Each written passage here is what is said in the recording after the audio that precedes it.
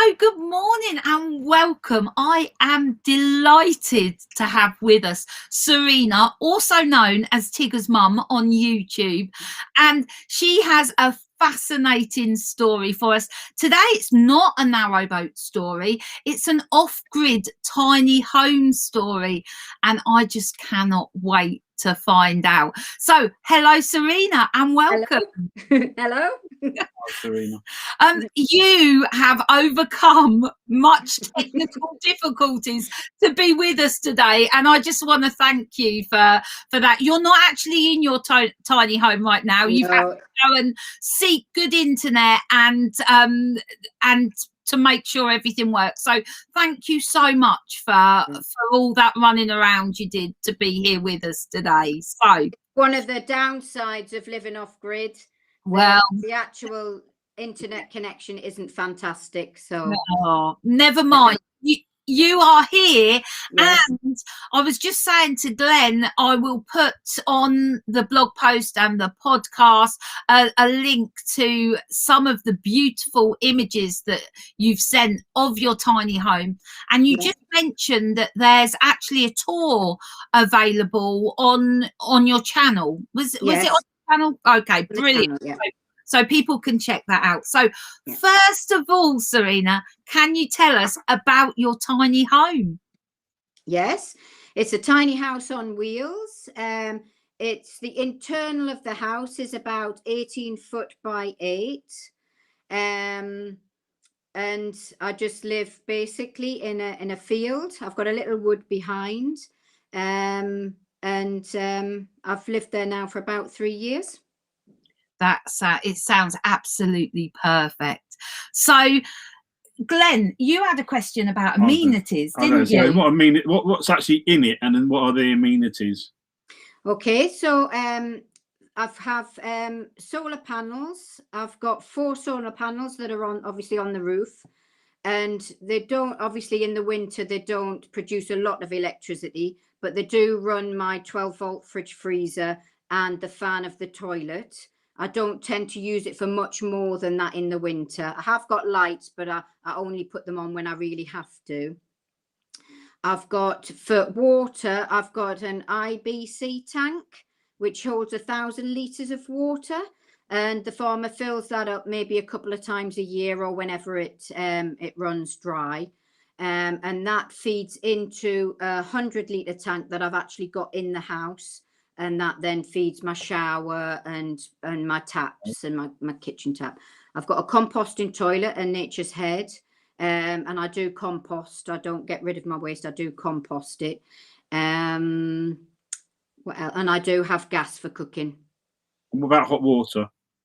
That is gas as well. It's gas, like a combi boiler type of thing. Yeah, it's just like a little immersion heater. Oh, okay. Okay. Similar to what we had in I presume it's in our old boat. As soon as you turn the tap on, it would fire up and heat the water. No, this one you've got to heat up first. You have to put it on and heat it up, and then and then use it. But I must say, in the winter, I've bought a portable shower, and I heat my water up on the wood burner just to save a little bit of gas and money, and I just use that. Right. Oh, so one of those ones like with the bag. And no, it's a bit like a weed sprayer, and you just pump it up. But I save power on, obviously, because you need to put your pump on to feed your shower, and then obviously you've got your gas. So I just thought, do you know what it is? If I heated me water up on the wood burner and just put it into there, it's like a free shower as far as I'm concerned. I like it. That's excellent. Very innovative. Glenn likes all those sort of hacks like that, and you soon learn how to overcome things. Don't have to be really inventive. Definitely. When I first started, I used to worry about everything. And I was thinking, I don't know how to do this. I don't know how. And I did have a bit of a nightmare when I first moved into the tiny house, but I'll tell you about that. Okay. Well, can you tell us about how you come to be living in a tiny house? The story. The whole story. Yeah. Go on, tell us. Well, I've worked in the social work field for many years, and as you can imagine, very, very stressful job. Yeah. And I think what started the whole thing off was I got an allotment. I Right. couldn't really find any ways of relaxing when I wasn't at work, but I got this allotment and it completely changed my life. And it got to the point where I didn't want to be anywhere else but at the allotment. And so Yeah. that's like sowed the seed really about thinking, how can I actually live like this, just being on an allotment all the time? And I think it was about a 5-year plan, looking at how I could afford to live. And then I would be sitting thinking, if I didn't have my house, I didn't have my mortgage, didn't have all the things that went with the house, I wouldn't have to do the job that I was doing. I could have like maybe a job that didn't pay as much. And I think that's where it started from. So I started, I got the opportunity to take some severance at work, which I jumped at. Obviously, I was 57 at the time, so although I wasn't ready for my pension, I could click my private pension in. I lost a bit of money on that, but it was worth it. And then what I started to do was I was emailing like farmers and caravan sites and things like that to see if there was anywhere I could put a caravan on, because it was a caravan initially that I lived in. Because my plan was, because obviously I've still got a long time before I get my state pension, so I needed to have some way of earning money. So I thought, right, get a bit of land, put my tiny house on, maybe buy another tiny house, rent that out, and that'll be my income stream. But trying to get land, a small piece of land, is really difficult because you have to have planning permission, and it's just really difficult. So got in touch with the farmer, and he said that I could live in the caravan until I sorted everything out, and I'm still there 3 years later. still looking for land, but if it happens, it happens. Still looking for your own land. Yeah. That is fascinating. Can I ask, was it always a tiny home you was looking for? I know you said you were initially in a caravan. Did you ever think about a narrowboat or any other form of alternative living? I did think of a narrow. Well, it was always a tiny house, and then when I was having the issues with the land, I was thinking, right, what else can I do? And that's when I started thinking about a narrowboat. But then watching programs like yourself and the other narrowboat channels, I was thinking, I'm on my own. I couldn't manage it. I haven't got Mr. Warner, to do all my little jobs. I'm available at weekends, I'll hire him out, And I just thought there just isn't any way I could have the confidence to go through the locks on my own. I'm only 5 foot. Do you know what I mean? Right. And I just thought I would just be stressed. And I couldn't live in a marina. No. I've got nothing against marinas, but I need it. It's expensive anyway. That's it. And then my daughter told me that she was pregnant, and that was it. Because obviously living in the northeast, we don't have canals in the northeast. So you would have had to probably, I think the nearest is probably Manchester way. And that I just wanted to be a hands-on grandma. There's that's just too far. Nothing wrong with being a hands-on grandma. No. So that is excellent. So do you mind me asking how you earn money? Because you said, as you said, it was early for you to take your state pension. You need to earn as much money. But what do you do for money? Well, when I first moved into the caravan, I tended to do like house sits and things like that. And then I thought, I could do a bit of cleaning. So my main income at the minute is I've got a couple of cleaning jobs. I mean, obviously, I don't have to earn as much money as I did before, because I do have a small pension. I do me cleaning. I was looking after a little dog, Hugo. I used to look after him, but obviously with lockdown, the girl is now working from home, so I'm not doing that at the moment. And then I've just launched an Etsy shop. Because I knit, I do children's knitting. I try not to do adults, it's too hard. But I do like children's knitting. And then I work on the elections, you know, like the local elections, doing like the postal opening. Right. I mean, my daughter described me as a bit of a Del boy. I'll do a little bit of this, Nothing wrong with them. Hey, nothing wrong with anything to earn a little bit of money. And I do clean a couple of Airbnbs and that as well. So excellent. We will leave a link to your Etsy store in the fabulous. descriptions, and people can check that out. You mentioned your daughter. What did your kids think when you decided to go, you know, to make this change? I know our kids were a bit fed up that we sort of got rid of the house, because it was like their inheritance. It was just a place we gathered, you know. It was a place where we came together, and I think it was where they'd grown up. And I think when we said it was a big wrench, to do. It was a hard, you know, when you'd owned it that long and had that much space, it was a big thing and a lot to go. Yeah. So our kids weren't 100% happy with us.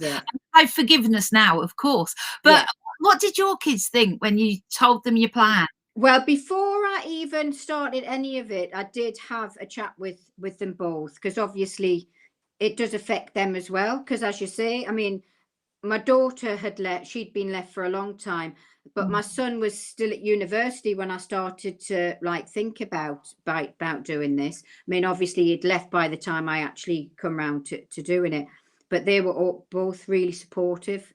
They said it's entirely up to you, you know, you do whatever you want to do.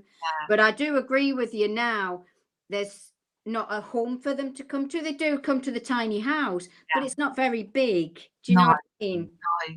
I mean, there's 16 of us, and that is just our children, their partners, and our grandchildren. And you know, we need a lot of space. In summer, it's great. That's why we moved here, wasn't it? Really, I mean, it was one of the reasons we've got such a big space outside. Now, and it's and it's made a big difference. Obviously, once we can use it. Once summer comes, once lockdown's over, we'll be doing lots of gatherings. One of the things that I would like to ask about living in a tiny home, and it comes down to being in the UK.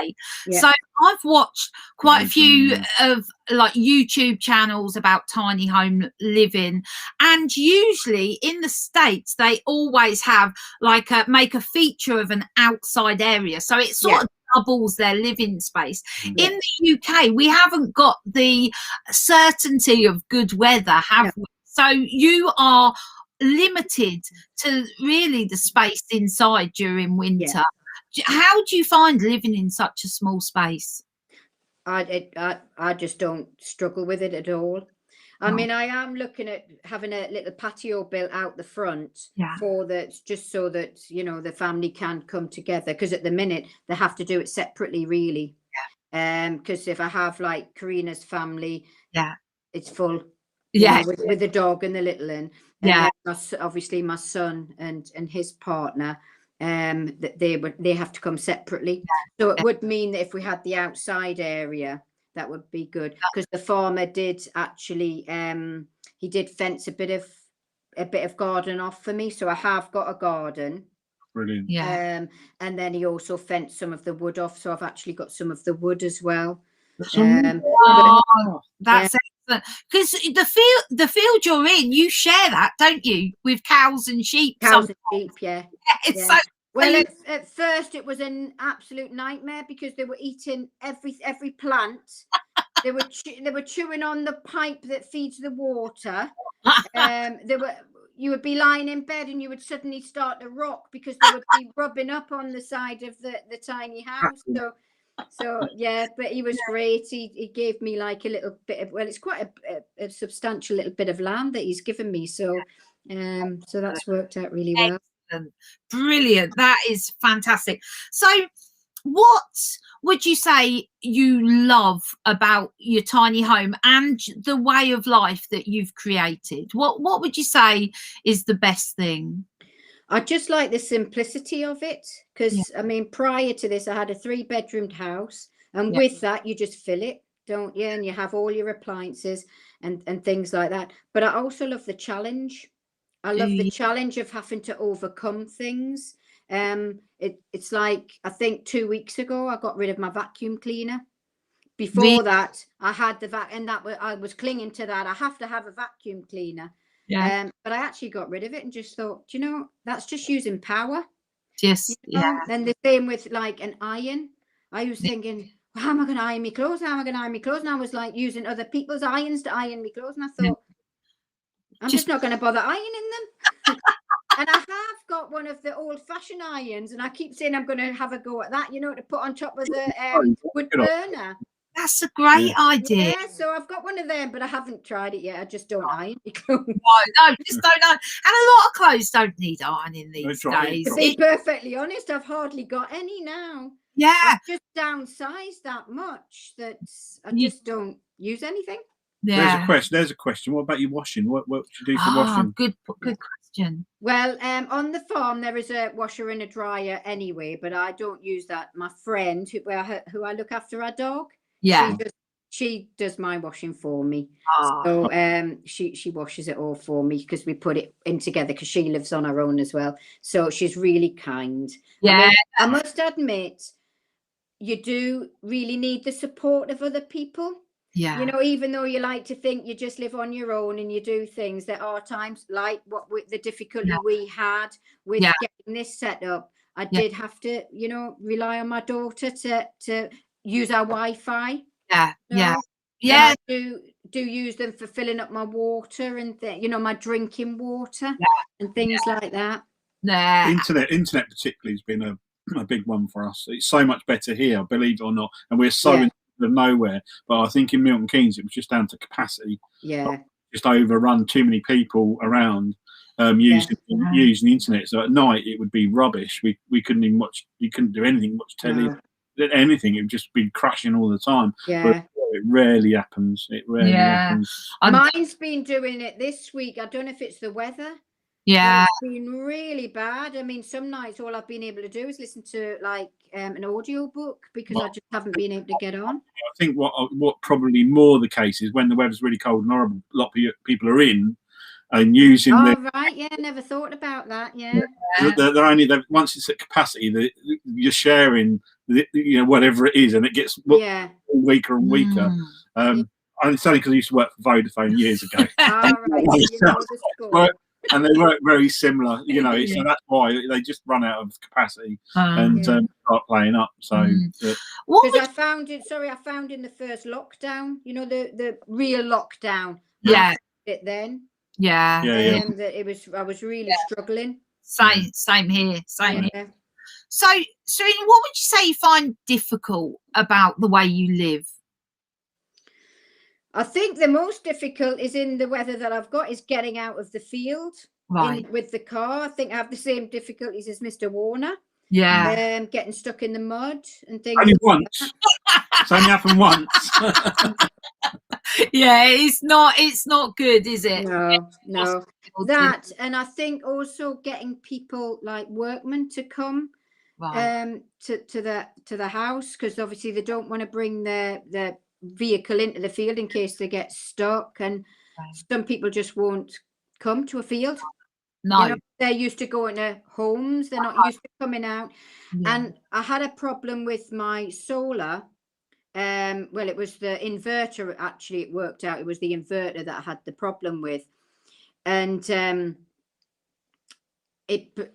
had a workman in, and he actually blew something in the inverter. And of course, I was asking electricians to come. No, it's different. But it's not an electrician, it's more a mechanic that you need. But obviously, I was still in the mentality of like thinking, it's me electrics. But of course, luckily, the guy that came out was really good. And he says, really, what you need is somebody who knows about cars, because it's a battery and fuse. It's different. Fuses are car fuses. They're not like household fuses. No, they don't match very well either. The currents and all that. I know I know a little bit about it, enough to get by. But we've got a friend who's who just blow you away, you know, with stuff like that. And he just like even blows me away about the different currents and why you shouldn't use it, why you shouldn't use it. Like, you know. Yeah. Shout out to Justin there. Justin Burke. He knows his stuff. If anyone's clever. got any problems, he's very clever. the man. Knows a lot about solar as well. Yeah. A lot about solar. And I think the other thing is when people come to your house, workmen come to your house, it's telling them that they can't use your electricity. I'll plug you in. know, that's how they blew me electricity, because he was putting some tiles on. I didn't know he was going to use like a cement mixer to mix his grout. I never even thought about it. I was just thinking he was going to mix it up. Yeah. And of course he blew all the electrics because he put this mixer in. Too powerful, too much draw. Yeah. I wouldn't have. I do now, but when you first start off doing it, you just don't think about it. Yeah. You know, it's like Warner. She's terrible. I'm plugging stuff in left, right, and centre. But you will get used to it. You will. It's like, I mean, one of the things that I missed was being able to dry my hair and use my hair straighteners. Yeah. And then I was thinking, well, I can't do that anymore. So then I got the gas hair straighteners and the chargeable hair dryers, and they're absolutely rubbish. And I thought, I was going to grow my hair and put it in a ponytail. Well, you know what I've started to do? I've started to wear headscarves. I hate messy hair, so I'm just like, no. Any excuse to wear a hat or a scarf, I'm all over. So that is excellent. What advice would you give to someone who was looking to buy or live off-grid in a tiny home? Yeah. I mean, when I had my tiny house built, I didn't really know anybody that would be able to build it, because I knew I wouldn't be able to do it myself. So I actually went to a company that builds like kitchens and bespoke furniture.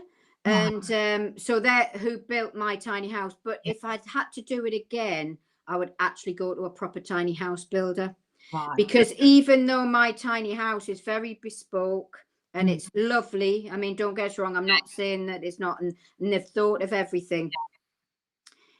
I didn't get the aftercare that I would have got with a proper tiny house company. And I think that they haven't used that. Like, for an instant, when I moved in, I knew that the wood burn, well, it was a multi-stove that was in there at the time, and I knew that that wasn't right. Just from going in there straight away, I just knew. And when I got a guy to come out to have a look at it, he said it's too big to begin with. And he said, you haven't got enough protection. He says, this house is wood, basically built of wood. It has got obviously the aluminium on the outside, but the structure of it is all wood. And he says you haven't got enough protection. Whereas I think somebody who builds tiny houses. Well, actually, I did go to a tiny house company, and he said he wouldn't put a wood burner in. He would build the nuke to put it in, but he says he wouldn't put it in. You didn't want the risk. That's interesting. No. A couple of years ago, we went to a camping and caravanning show, and some of the manufacturers who build caravans have started to make tiny homes, and it was fascinating to see them. And I mean, I fell in love with them. I was lovely. I could live there. Willoughby, wasn't it? I think it was one of the main manufacturers of caravans had started to make tiny homes, and they looked amazing. I think it was more the static caravans rather than the small sort of caravan manufacturers. That's why I think it was Willoughby that make the big, sort of statics. They were nice, and they were amazing. Some of the quirky conversions they did for beds and that were very clever. Obviously they're used to building that sort of. That's right, and using all the space really well.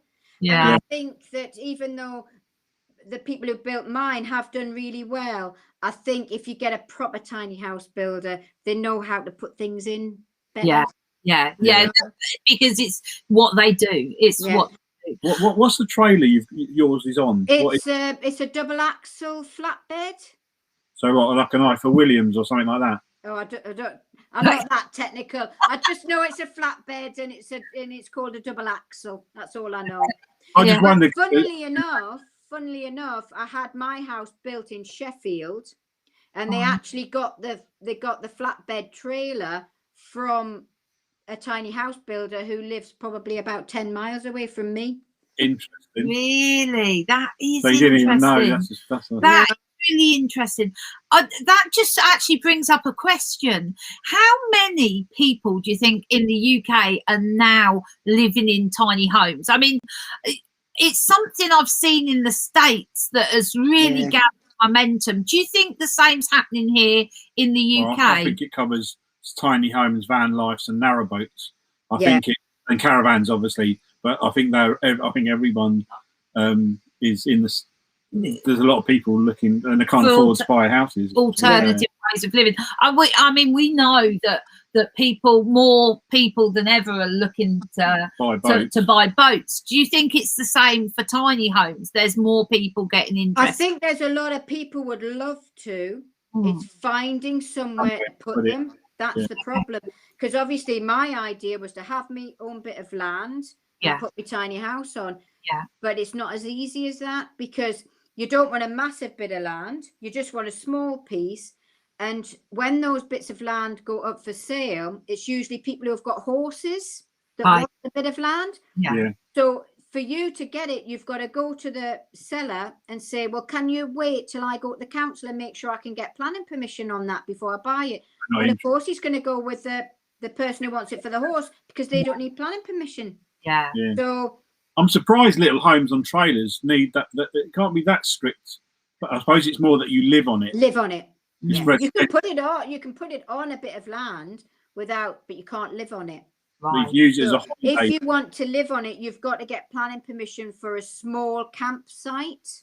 Right. Because if you have a small campsite, one person can live on it to maintain it. Right.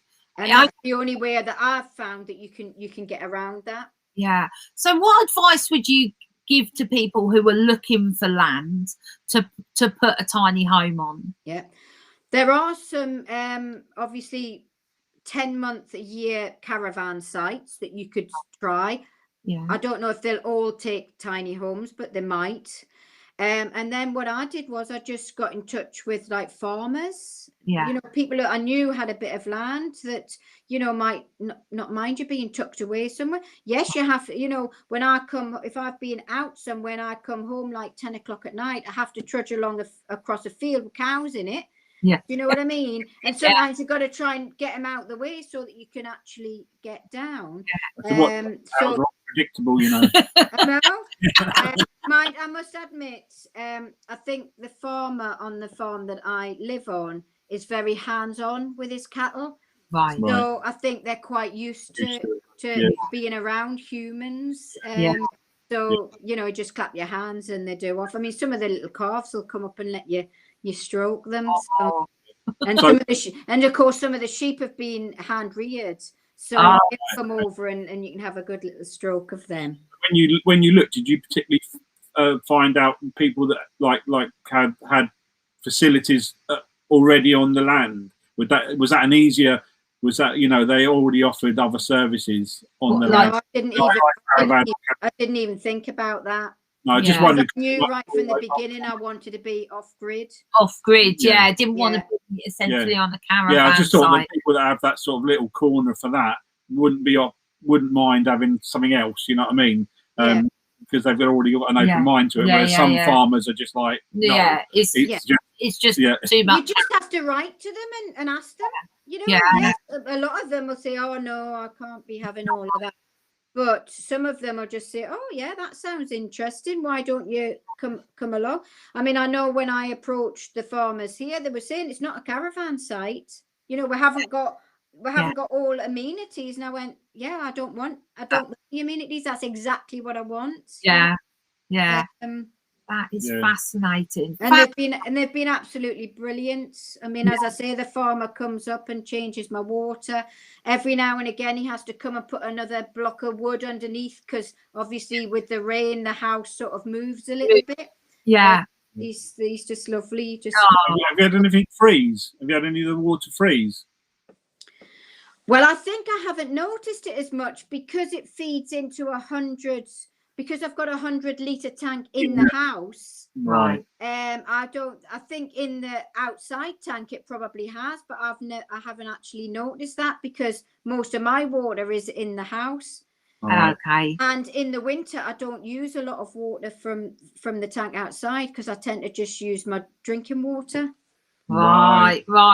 So I do use my tap, but again, it's about saving energy. And every time you put that tap on, you're using some of your power. And I've become very frugal with gas and electricity. And I think Mrs. Warner needs to come and stay with you for a little while. I'm not so good. I'm not so frugal. And our hose pipe froze yesterday. The tap was actually working, but the hose pipe was frozen, so we had to bring that in front of the fire to warm it up. So some water in it, which had frozen solid, and turn the tap on, it was just spurting everywhere. I know you do think to yourself sometimes, I'm 60 years old. What am I doing living like this? Do you know what I mean?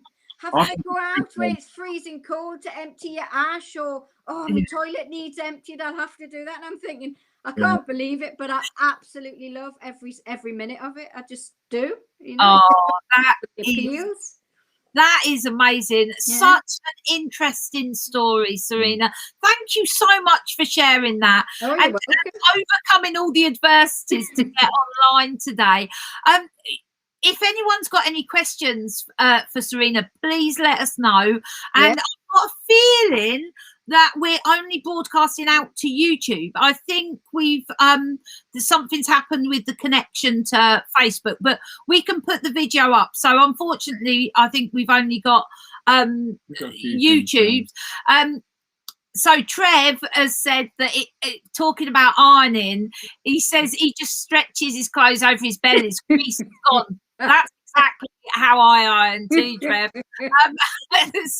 And he's got a handheld hoover and he charges it as he's moving along. Obviously, you haven't got that luxury of moving along. No, but I have found that you can get charged. Luckily, my car has got 2 cigarette ports. So you can put one in the boot as you go. I charge everything up. I've got 2 power packs. Obviously, my little light I charge that up. I charge my laptop and my phone. And I have all of them charging all at the same, like as I'm driving around. A few of the boats down where we are, they've got wind turbines, and the chap's just bought a new one, and he says it's amazing because obviously when you're asleep, I'm looking at now. When you're asleep at night, he said you don't have to rely on the sun. If it's wind inside you, you're taking. How many leisure batteries have you got? 2. Just 2, yeah. So that's quite. I don't really know anything about the batteries, but I have got 2 big batteries, but I do think that's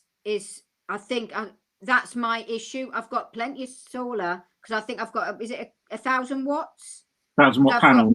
I've got 4 250-watt panels. Right, okay, so there's plenty coming in, but I think it's actually the storage. I think I could probably do.